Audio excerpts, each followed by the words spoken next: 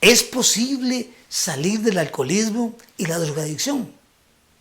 Sí es posible ser cambiado de una manera sobrenatural. ¿Cómo? No se pierda este programa.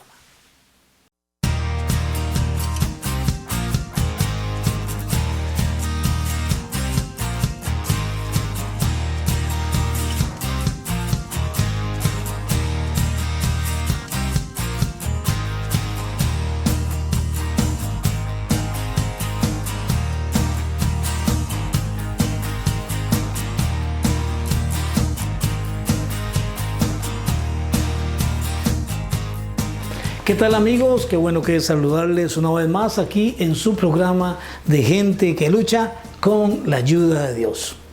Damos gracias a Dios porque estamos peleando la buena batalla y seguimos disfrutando de su misericordia. En medio de la lucha seguimos adelante con la ayuda de Dios. Interesante testimonio, vamos a ver. Hace días vengo yo con esa inquietud de dar testimonio, de conseguir evidencia del poder del Dios Todopoderoso sobre la vida de la gente. Y me encuentro un testimonio de un expandillero increíble y pues decido traerlo a ustedes para que vean que Dios es real y cambia vidas. Vamos al video. Muchos a la hora de la verdad nos frentean, buscan pito y se creen los mejores, incluyendo uno solo, ¿sí me entiendes? Respeta que nosotros somos universales. Y los reyes se respetan, muchos tiran feca, ellos piden guerra y nada.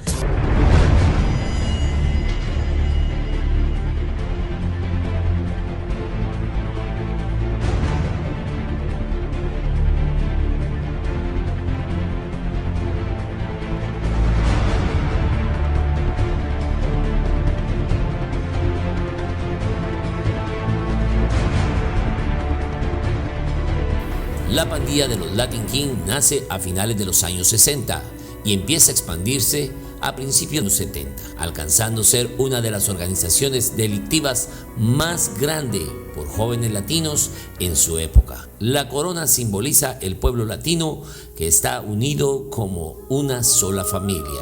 Julio César Ramos, o mejor conocido como El Negrón, era considerado uno de los líderes más temidos de esta ganga, con sede en uno de los barrios de República Dominicana. Yo entro a una edad de 17, 18 años a la pandilla, una pandilla muy conocida aquí en República Dominicana y en Estados Unidos llamada Latin King, Reyes Latinos, a través de un amigo. Me enseña la propuesta de cómo pertenecer a esta pandilla. Y lo primero que cuando llego que veo un ambiente, la pandilla te brinda un ambiente como muy familiar. Y es un ambiente que con una mente joven te acapara, pero te va dañando. La apariencia de Julio César en ese entonces era el de un muchacho valiente, sin temores ni respeto por la sociedad, altamente temido en el vecindario. Era bastante bravo, escalé rápido. Inmediatamente yo me mudo de la ciudad de Jaina a la ciudad de Los Alcarrizos. Desde que me mudo para allá me entregan un capítulo en la mano. Un capítulo es un porcentaje de hombres a tu disposición. Yo era primera de los Latin King en Los Alcarrizos, tenía más de 100 hombres a mi disposición, hombres que atracaban, robaban, vendían drogas, hacían todo lo que yo decía, yo lo hacía.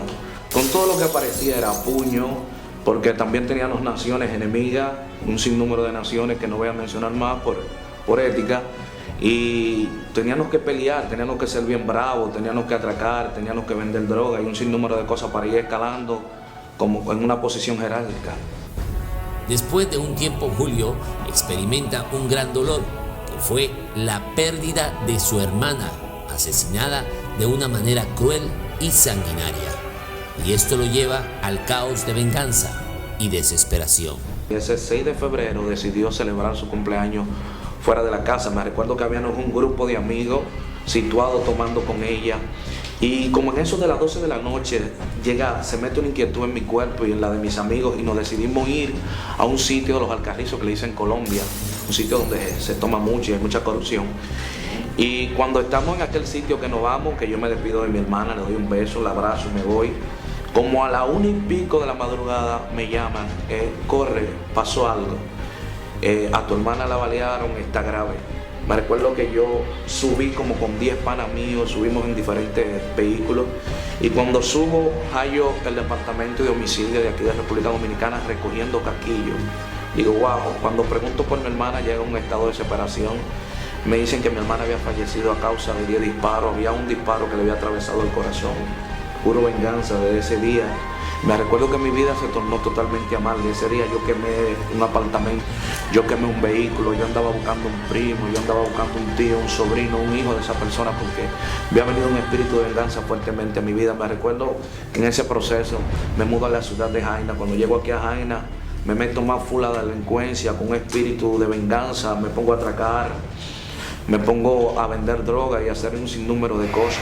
En medio de sed de venganza, Julio decide visitar Haití para usar los medios de la brujería, pero lo que realmente encontró en ese lugar fue el principio de tormentos y desesperación. Pasando los días, el deseo de venganza fue creciendo. Mi padre me dice, me recomendaron un brujo en Haití que lo mate el mismo día.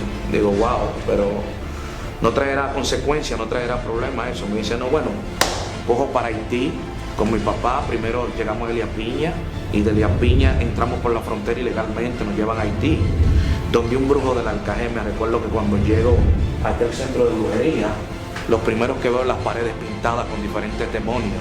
Veía a Santa Marta, veía a Isapié, veía a Metresilí, veía a Papá Candelo, veía a Belebelcán, un sinnúmero de demonios marcados en las paredes. Me recuerdo que cuando me entran en una habitación que estamos esperando al brujo del Alcajé, que él llega, me entran a una habitación donde habían aproximadas como 40 o 50 cajas de muertos. Y me recuerdo que de la caja de muertos más pequeña, el brujo mete la mano y saca una culebra. La culebra para la cabeza y empieza a hablar conmigo. En aquel momento, cuando la culebra empieza a hablar conmigo, las piernas me empiezan a temblar, porque estoy viendo algo que nunca lo había visto. La culebra le dice al brujo, llévalo a la otra habitación, coge el nombre de quien mató a la hermana de él y de la hermana de él. Me recuerdo que me llevan a una habitación donde cuando entré en aquella habitación sigo temblando porque hay un altar de cráneo de personas con diferentes velas de colores arriba de los cráneos. Y por el medio del altar pasaba un pozo de sangre, amado. Y esto fue algo que impactó mucho mi vida, porque yo era un muchacho bravo, sin miedo, y yo estaba viendo cosas que me estaban poniendo nervioso, estaba nervioso. Y me recuerdo que me pasan un papel y un lapicero, un papel en blanco, un lapicero, y yo apunto el nombre de la hermana mía y de quien mató a la hermana mía. Me pasan un puñal de plata y me dicen, entierra, pon el papel en el piso y entiérrale el puñal en el medio. Me recuerdo que cuando yo entierro el puñal en el medio, me dice el brujo, date un momento que va a pasar algo. Cuando estamos mirando a la tierra, me dice el brujo, bueno, de ahí de la tierra va a subir sangre. Si la sangre se queda en el centro, el que mató a tu hermana hoy mismo se muere. Me recuerdo que ellos pensaban a cantar unas salvas como diabólicas, unos cantos como diabólicos, y de repente de la tierra empezó a subir sangre. Y cuando yo vi que de la tierra empezó a subir sangre, empecé a temblar de nuevo. Y la sangre no se quedó en el medio, sino que la sangre se regó en el papel. El brujo me mira y me dice, hay problema. Y yo le digo, ¿qué pasa? Me dijo, el que mató a tu hermana se va a morir, pero tú también te vas a morir. Su visita a Haití fue el empezar de la lucha interna por salvar su vida y experimentó cosas sobrenaturales, fuertes confusiones que rebotaban en su cabeza. En ese momento las rodillas se me flojan, empiezo a sudar y me voy lejos en un trance.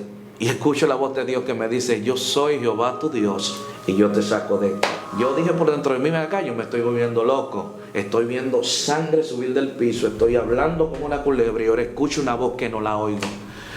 Le hago caso omiso a la voz, o sea, no le presto atención a la voz de Dios. Y le pregunto al brujo que qué se puede hacer para yo no morirme, porque yo no quería morirme en ese momento.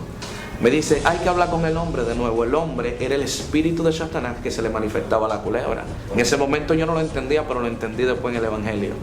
El viaje a Haití sería específicamente para buscar venganza por la muerte de su hermana. Fue la vía que Dios utiliza para enfrentar a Julio César y así poder alcanzar el arrepentimiento, la salvación de su vida y alma. Me recuerdo que cuando voy saliendo de Haití, en un motor que voy entrando a la frontera dominicana, voy muy asustado, voy muy nervioso, pero en el camino escucho la voz de mi padre de nuevo. En aquel momento no sabía que era la voz de Dios, pero sí sabía que era algo bueno que me estaba hablando. Me dice, desde que llegue a Elia Piña, te me quita todos los aretes y te me pela. Yo tenía bastante cabello, como en la foto pueden ver, y tenía bastante arete. Me recuerdo que cuando llego a Elia Piña, estoy buscando una peluquería rápido, estaban todas las peluquerías cerradas, me quito todos los aretes. Nos montamos en un vehículo que nunca se había dañado este vehículo. Y cuando de repente el vehículo empieza a dañarse, yo empiezo a asustarme y a temblar, porque sé de lo que vengo y sé lo que había visto en Haití. Un vehículo nuevo que nunca se había dañado empieza a dañarse. Me recuerdo que voy frío en la guagua.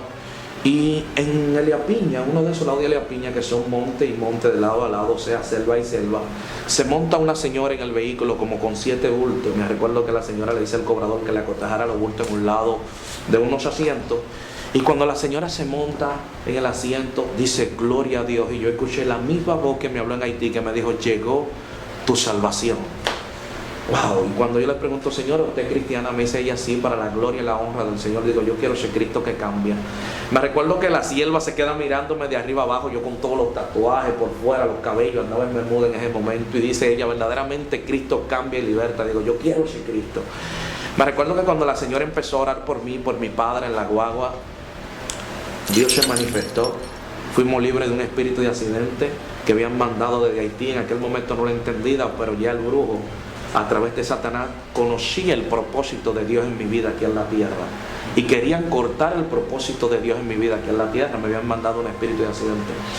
Me recuerdo que cuando llego aquí a Jaina de nuevo, y voy a la peluquería de un amigo mío y le digo, pélame. Lo voy a reservar el nombre por ética. Le digo, pélame. Me recuerdo que todos me miran en la peluquería porque yo idolatraba mucho mi cabello y me dicen, ¿tú estás seguro? A mí me decían negrón en ese tiempo. ¿Tú estás seguro, negrón? ¿Qué a ti te pasó? Digo, pélame desde hoy, yo soy cristiano. Y dice uno de los amigos míos que estaba sentado, yo lo sabía que a ti te iban a pegar el SIDA. Eso es el SIDA que tiene y ahora quiere buscarle el dinero. Y yo dije en un buen dominicano, el SIDA, este no sabe de lo que yo vengo de pasar y lo que yo pasé en Haití. Me recuerdo que cuando me pelan, la peluquería se llena, la voz corre en el barrio, que yo me había convertido, que me había pelado. Me recuerdo que un sinnúmero de mujeres, en ese tiempo se usaba el BB-Pin, un sinnúmero de mujeres empezaron a escribirme y me decían, negrón, dime la verdad, tú estás enfermo, tú tienes el SIDA. Y yo nada más les decía, después le diré por qué soy cristiano y por qué me convertí. Aunque para muchos que lo conocían, esto fue algo sorprendente y muy difícil de creer. Y yo estaba sentado en la iglesia, y el pastor y los diáconos miraban, y ese es el negrón, y ese es él. La iglesia se llenó, la gente no lo creía, estaba sorprendido. Ya Julio tiene 4 años de servirle a Dios. Es muy activo en reuniones y eventos cristianos. Predica un evangelio con su propio testimonio, llevando esperanza, aliento a los que están en la misma situación que él estuvo un día.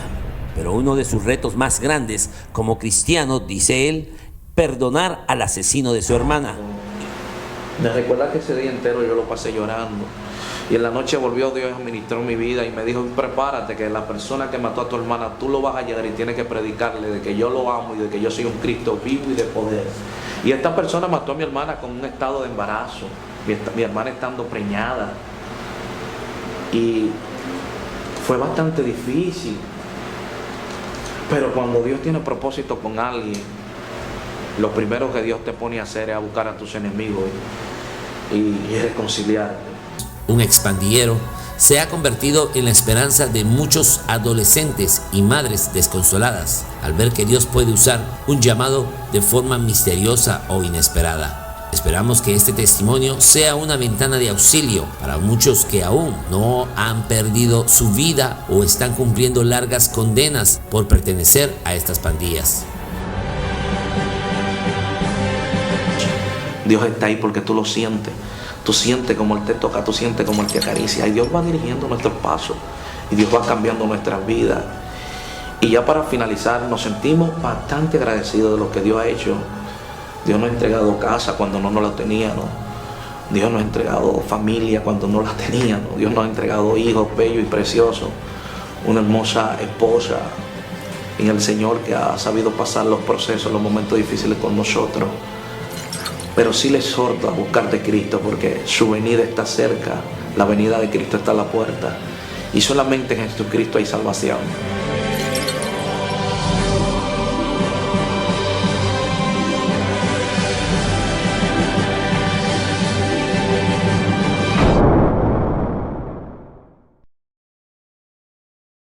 Interesante testimonio, ¿verdad? ¿Le parece? Yo creo que Dios es real, Él cambia vidas. Y uno cuando ve un testimonio de estos, uno dice, Dios, es tremendo. Lo único que necesita es un corazón dispuesto, que crea. Aunque en el caso de este pandillero no tenía una disposición para creer, pero Dios mueve las circunstancias. Dios mueve las circunstancias y toca los corazones. Imagínense cuánta gente había estado orando por esta persona. ¿Quién sabe cuántas personas habían estado pidiéndole a Dios por esta persona? Hasta que Dios permitió las circunstancias por las cuales él llegó a conocerle. Y oiga, qué circunstancias, ¿verdad? ¿Quién diría? Bueno, Dios convierte todo lo malo en bueno si es para su propósito. Bendito sea Dios. Vamos a la pausa, ya regresamos.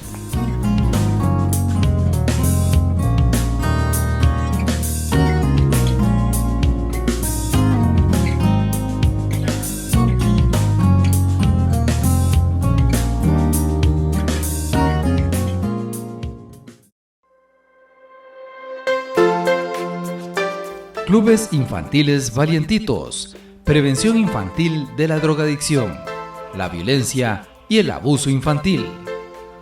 Son estrategias de atención a niños de familias en riesgo social. ¿Qué hacen ahí los niños? Participan en talleres formativos utilizando técnicas de juego, habilidades manuales y alternativas que les permitan desarrollar factores de protección y valores morales y espirituales. ¿Dónde se pueden desarrollar? Se pueden organizar en barrios o en escuelas, en coordinación con la comunidad. ¿Quién desarrolla los talleres y juegos? Personal calificado en trabajo social y actividades lúdicas del Centro de Apoyo a la Familia del Ministerio Combate en Ciudad Quesada. Para mayor información, al teléfono 2460-0600. Este es un proyecto más del Ministerio Combate.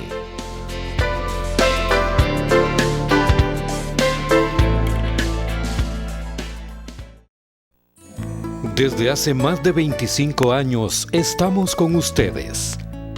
Somos sus vecinos, sus amigos, y porque nos conocemos desde hace tiempo, sabemos cuáles son sus necesidades y trabajamos para ustedes para darles el mejor servicio. Productos frescos y de calidad. Supermercado La Canasta Básica. Orgullosamente sancarleños.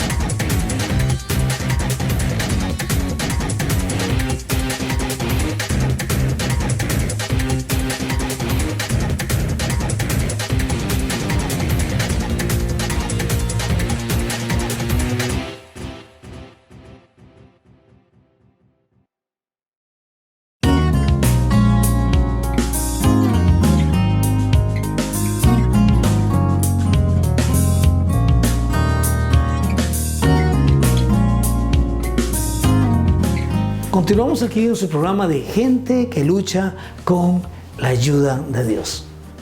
Como ven, tengo en mis manos un libro clásico. Este es un libro clásico. Es el libro azul de los Alcohólicos Anónimos. En este momento yo sé que hay muchos compañeros, amigos de Alcohólicos Anónimos diciendo, oigan, tienen el libro azul de los Alcohólicos Anónimos. Es viejísimo. Y esta es una edición vieja de los Alcohólicos Anónimos. Pero yo quiero decirles que este libro, Azul de los Alcohólicos Anónimos, ha cambiado, ha ayudado a cambiar muchas vidas con la ayuda de Dios. Este libro por así decirlo, tenemos una Biblia, la Biblia que es la palabra de Dios, pero este libro es como decir la Biblia de muchas personas con problemas de alcoholismo que han ido a los Alcohólicos Anónimos, se han pegado al programa y han entrado en la lectura de este libro y les ha ayudado mucho. Hay muchos testimonios, hay mucha evidencia, solo que por los testimonios es difícil que ellos los hagan públicamente en un medio de comunicación, porque de acuerdo a las 12 tradiciones que tienen los Alcohólicos Anónimos, eso no es permitido. Pero quiero traerlos acá, este libro, y hablar de algo muy importante: el problema de la adicción, el problema del alcoholismo, de la adicción a las drogas ilegales, a la marihuana, al crack, a la coca, a las anfetaminas, a toda esta situación, a estas nuevas drogas que hay, que están saliendo cada vez, que son químicos.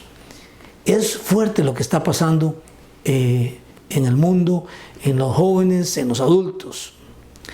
Y quiero hablar de esto porque hay gente que todavía cree que ya habiendo entrado en la adicción o en el alcoholismo se puede salir de eso.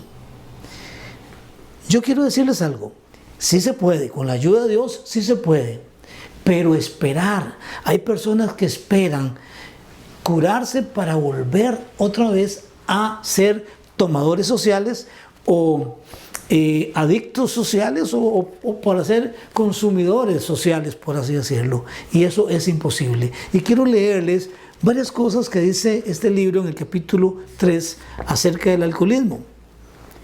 Dice, y el escritor de esto es Bill, el doctor Bill, que de Dios goce, hace mucho tiempo. Dice: la mayoría de nosotros hemos estado remisos a admitir que éramos realmente alcohólicos. A nadie le agrada pensar que es física y mentalmente diferente a sus semejantes. Por lo tanto, no es extraño que nuestras carreras de bebedores se hayan caracterizado por innumerables y vanos esfuerzos para probar que podíamos beber como otras personas.